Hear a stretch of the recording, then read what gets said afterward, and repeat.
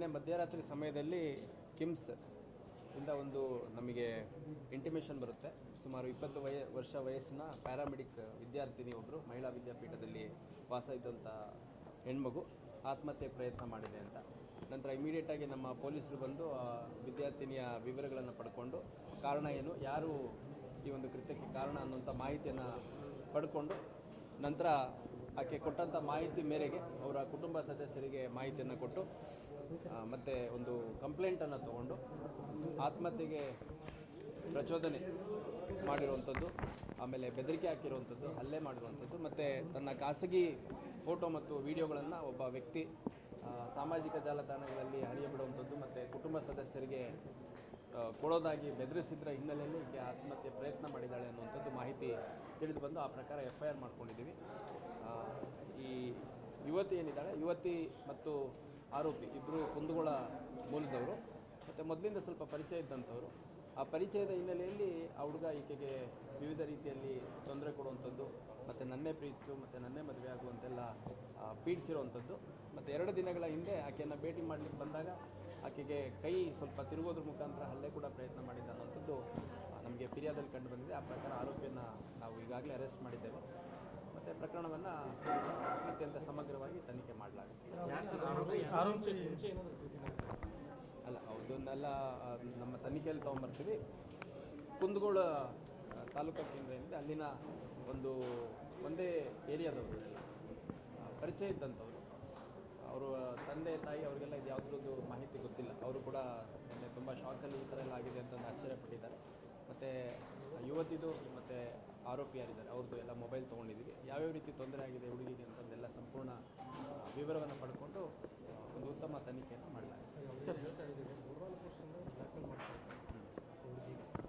ಈಗ ನೋಡಿ, ಮೊನ್ನೆ ಅಂದರೆ 31ನೇ ತಾರೀಕು ಆ ಹುಡುಗಿನ ಭೇಟಿ ಮಾಡಲಿಕ್ಕೆ ಕಾಲ್ ಮಾಡ್ಕೊಂಡು ಬಂದು ಭೇಟಿ ಮಾಡಿದಂಥ ಸಂದರ್ಭದಲ್ಲಿ ನನ್ನೇ ಪ್ರೀತಿಸಬೇಕು ಮತ್ತು ನನ್ನೇ ಮದುವೆ ಆಗಬೇಕು ಅಂತೆಲ್ಲ ಒತ್ತಾಯ ಮಾಡಿ ಹಾಗೆ ಅಲ್ಲಿಂದ ಹಾಸ್ಟೆಲ್ ಅಲ್ಲಿಂದ ಹಾಸ್ಟೆಲ್ಗೆ ಹೋಗ್ತೀನಿ ಅಂತಂದಾಗ ಕೈ ಇಟ್ಕೊಂಡು ಸ್ವಲ್ಪ ಕೈ ತಿರುಗಿರುವಂಥದ್ದು ಕೂಡ ಘಟನೆ ನಡೆದಿದೆ ಅಂತಂದು ಈಗಷ್ಟೇ ನಮಗೆ ತಿಳಿದು ಬಂದಿದೆ.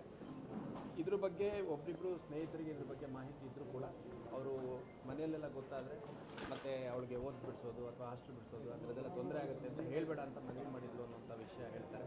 ಮತ್ತು ಕುಟುಂಬ ಸದಸ್ಯರಿಗೆ ಅವ್ರ ತಂದೆಯವರು ಬಂದಿದ್ದಾರೆ. ಅವರು ನಮ್ಮ ಹೋಮ್ ಗಾರ್ಡಾಗಿ ಕೆಲಸ ಮಾಡ್ತಾಯಿದ್ದಾರೆ ಇದರಲ್ಲಿ ಕುಂದಗೋಳದಲ್ಲಿ. ಹಾಗಾಗಿ ಅವರಿಗೆ ಇದ್ರ ಬಗ್ಗೆ ಎಲ್ಲ ಸ್ವಲ್ಪ ಮಾಹಿತಿ ಇದ್ದಿದ್ರೂ ಅಗತ್ಯ ಮುಂಜಾಗ್ರತಾ ಕ್ರಮ ಕೈಗೊಳ್ತಾಯಿದ್ರು. ಆದರೆ ಅವ್ರ ಕುಟುಂಬ ಸದಸ್ಯರು ಯಾರಿಗೂ ಇದ್ರ ಬಗ್ಗೆ ಮಾಹಿತಿ ಇಲ್ಲ.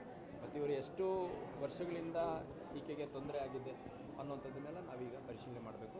ಹುಡುಗಿ ಔಟ್ ಆಫ್ ಡೇಂಜರ್ ಇದ್ದಾಳೆ. ಆದಷ್ಟು ಬೇಗ ಜನರಲ್ ಅಂದರೆ ಆದಷ್ಟು ಬೇಗ ಡಿಸ್ಚಾರ್ಜ್ ಕೂಡ ಮಾಡ್ತೀವಿ ಅಂತ ಡಾಕ್ಟರ್ ಹೇಳಿದ್ದಾರೆ. ಹಾಗೆ ಇನ್ನೂ ಹೆಚ್ಚುವರಿಯಾಗಿ ಏನು ಮಾಹಿತಿ ಕೊಡ್ತಾಳೆ, ಯಾವ ರೀತಿ ತೊಂದರೆ ಆಗಿದೆ ಅಂತ ಹೇಳ್ತಾಳೆ, ಅದನ್ನು ತನಿಖೆ ಮಾಡಲಾಗುತ್ತೆ. ಮತ್ತು ಈ ಆರೋಪಿ ಏನಿದ್ದಾನೆ, ಆರೋಪಿಯಿಂದ ಮತ್ತೆ ಇನ್ಯಾರಾದರೂ ಹೆಣ್ಮಕ್ಳಿಗೆ ಈ ಥರ ತೊಂದರೆ ಆಗಿದೆ ಅನ್ನೋಂಥದ್ದು ಕೂಡ ಪರಿಶೀಲನೆ ಮಾಡುವಂಥದ್ದು ಮಾಡಲಾಗುತ್ತೆ. ಇದರಲ್ಲಿ ನೋಡಿ, ಭಾಳ ಸ್ಪಷ್ಟವಾಗಿ ಇದೊಂದು ಅಪರಾಧ ಪ್ರಕರಣದಲ್ಲಿ ನೊಂದವರಿದ್ದಾರೆ, ಆರೋಪಿಗಳಿದ್ದಾರೆ. ನೊಂದವರಿಗೆ ಯಾವ ರೀತಿ ತೊಂದರೆ ಆಗಿದೆ ಅನ್ನೋದ್ರ ಮೇಲೆ ನಾವು ಅಗತ್ಯ ಕಾನೂನು ಕ್ರಮವನ್ನು ಆರೋಪಿಗಳ ವಿರುದ್ಧ ಕೈಗೊಳ್ತೀವಿ. ಅದನ್ನು ಹೊರತುಪಡಿಸಿ ನಾನು ಯಾವುದು ಬೇರೆ ವ್ಯಾಖ್ಯಾನ ನೀಡಲಾರೆ. ಅದು ನನಗೆ ಅಷ್ಟು ಡೀಟೇಲ್ಸ್ ಗೊತ್ತಿಲ್ಲ. ಇನ್ನು ನೇಹಾ ಹಿರೇಮಠ ಪ್ರಕರಣದಲ್ಲಿ ಪೊಲೀಸರು ಸಾಕಷ್ಟು ಜಾಗೃತಿ ಮೂಡಿಸಿದ್ರು. ಅಂದರೆ ಈ ರೀತಿ ಪ್ರಕರಣಗಳು ಮರಳಿಸಬಾರ್ದು ಮತ್ತೆ ಈಗ ಜಾಗೃತಿ ಮೂಡಿಸಿದ್ರು. ಇಲ್ಲ, ನಾನು ಭಾಳ ಸ್ಪಷ್ಟವಾಗಿ ಹೇಳುವಂಥದ್ದು, ಈ ಹಿಂದೆ ಕೂಡ ನಾನು ಸಾಕಷ್ಟು ಪ್ರೆಸ್ ಮೀಟ್ಗಳಲ್ಲಿ ಮತ್ತು ಪ್ರೆಸ್ ಬ್ರೀಫಿಂಗ್ ಮಾಡೋವಂಥ ಸಂದರ್ಭದಲ್ಲಿ ಹೇಳಿದ್ದೀನಿ. ಯಾರಿಂದ ಯಾವುದೇ ವಿಷಯಕ್ಕೆ ಕಿರುಕುಳ ಆಗುವಂಥದ್ದು, ತೊಂದರೆ ಆಗುವಂಥದ್ದು, ಬೆದರಿಕೆ ಆಗುವಂಥದ್ದು ಏನೇ ಇದ್ರೂ ದಯವಿಟ್ಟು ಪೊಲೀಸ್ ಠಾಣೆಗಳಿಗೆ ಮಾಹಿತಿ ನೀಡಿ. ಮತ್ತು ಭಾಳಷ್ಟು ಸರಿ ಏನಾಗುತ್ತೆ, ಫ್ರೆಂಡ್ ಸರ್ಕಲಲ್ಲಿ ಮಾಹಿತಿ ಗೊತ್ತಿರುತ್ತೆ ಅಥವಾ ಅವರ ಇನ್ನರ್ ಕ್ಲೋಸ್ ರಿಲೇಟಿವ್ ಸರ್ಕಲ್ಗಳಲ್ಲಿ ಫ್ಯಾಮಿಲಿ ಮೆಂಬರ್ಸಿಗೆ ಕೆಲವು ಮಾಹಿತಿ ಗೊತ್ತಿರುತ್ತೆ. ಅದು ಯಾರಿಗೆ ವಿಷಯ ತಲುಪಿಸ್ಬೇಕು ಅವ್ರಿಗೆ ತಲುಪಿಸಿದರೆ ಅದನ್ನು ಪೊಲೀಸರಿಗೆ ತೊಗೊಂಬರೋದು ಅಥವಾ ಬೇರೆ ರೀತಿ ಪರಿಹಾರ ಕಂಡುಕೊಳ್ಳೋದಕ್ಕೆ ಪ್ರಯತ್ನ ಮಾಡ್ಬೋದು. ಇದು ಕೇವಲ ಪ್ರೇಮ ಪ್ರಕರಣಗಳಂತಲ್ಲ, ಯಾವುದೋ ಒಂದು ಸಾಲದ ಪ್ರಕರಣ ಇರ್ಬೋದು, ಕೌಟುಂಬಿಕ ಕಲಹಗಳಿರ್ಬೋದು. ಎಷ್ಟೋ ಕುಟುಂಬಗಳಲ್ಲಿ ಹೆಣ್ಮಕ್ಳು ತೊಂದರೆ ಆಗ್ತಿರೋದನ್ನು ತನ್ನ ಸ್ವಂತ ತಂದೆ ತಾಯಿಗಳಿಗೆ ಕೂಡ ಹೇಳಿರಲ್ಲ. ಸೊ ಆ ಥರದ್ದು ಆಗಬಾರ್ದು. ಯಾಕೆಂದರೆ ಸುಮ್ಮನೆ ಅನ್ಯಾಯವಾಗಿ ಒಂದು ಜೀವ ಹಾನಿ ಆದಮೇಲೆ ನಾವೇನೇ ಕ್ರಮ ತೊಗೊಂಡ್ರೂ ಆ ಜೀವ ಉಳಿಸ್ಲಿಕ್ಕಾಗಲ್ಲ. ಹಾಗಾಗಿ ನಾನು ಭಾಳ ಸ್ಪಷ್ಟವಾಗಿ ಹುಬ್ಬಳ್ಳಿ ಧಾರವಾಡ ನಗರ ಕಮಿಷನರೇಟ್ ವ್ಯಾಪ್ತಿಯ ಎಲ್ಲರಿಗೂ ಮನವಿ ಮಾಡುವಂಥದ್ದು, ಅದು ಯಾವುದೇ ರೀತಿ ಕಿರುಕುಳ ಇರ್ಬೋದು, ಅದು ದುಡ್ಡು ಕಾಸಿಗಿರ್ಬೋದು ಅಥವಾ ಪ್ರೀತಿ ಮಾಡುವಂಥ, ಮದುವೆ ಮಾಡ್ಕೋವಂಥ ಅಥವಾ ಬೇರೆ ಯಾವುದಾದ್ರೂ ಪ್ರಾಪರ್ಟಿ ವಿಷಯವಾಗಿ, ಸಾಲದ ವಿಷಯವಾಗಿ ಏನೇ ಇದ್ರೂ ದಯವಿಟ್ಟು ತಮ್ಮ ಯಾರು ಆಪ್ತ ವಲಯ ಇರುತ್ತೆ, ಫ್ರೆಂಡ್ ಸರ್ಕಲ್ ಇರ್ಬೋದು, ರಿಲೇಷನ್ ಸರ್ಕಲ್ ಇರ್ಬೋದು, ತಮ್ಮ ತಂದೆ ತಾಯಿಗಳು ಅವ್ರ ಹತ್ರ ಹೇಳ್ಕೊಂಡಂಥ ಸಂದರ್ಭದಲ್ಲಿ ಅದನ್ನು ಯಾವ ರೀತಿ ಪರಿಹಾರ ತೊಗೋಬೇಕು ಅಂತಂದು ನಿರ್ಧಾರ ತೊಗೊಂಡು ಮಾಡ್ತಾರೆ.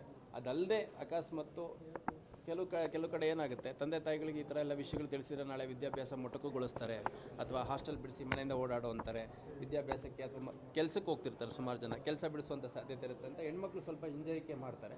ಅಂಥ ಸಂದರ್ಭದಲ್ಲಿ ತಾವುಗಳು ನಮ್ಮ ಮಹಿಳಾ ಪೊಲೀಸ್ ಠಾಣೆ ಇರ್ಬೋದು, ನಮ್ಮ ಆಫೀಸ್ ಇರ್ಬೋದು, ಅಥವಾ ಯಾವುದೇ ಪೊಲೀಸ್ ಠಾಣೆಗೆ ಹೋದಂಥ ಸಂದರ್ಭದಲ್ಲಿ ತಮ್ಮ ಹೆಸರನ್ನು, ತಮ್ಮ ಐಡೆಂಟಿಟಿಯನ್ನು ಗುಪ್ತವಾಗಿಟ್ಟು ತಮಗೇನು ಪರಿಹಾರ ಬೇಕು, ತಮಗೇನು ರಕ್ಷಣೆ ಬೇಕು ಅದನ್ನು ಒದಗಿಸ್ಕೊಡ್ಲಿಕ್ಕೆ ನಮ್ಮ ಹುಬ್ಬಳ್ಳಿ ಧಾರವಾಡ ಕಮಿಷನರೇಟ್ ವ್ಯಾಪ್ತಿಯ ಎಲ್ಲ ಅಧಿಕಾರಿ ಸಿಬ್ಬಂದಿಗಳು ಸಿದ್ಧರಿದ್ದಾರೆ ಅಂತ ಈ ಸಂದರ್ಭದಲ್ಲಿ ನಾನು ಹೇಳಿದ್ದೀನಿ. Okay sir, thank you.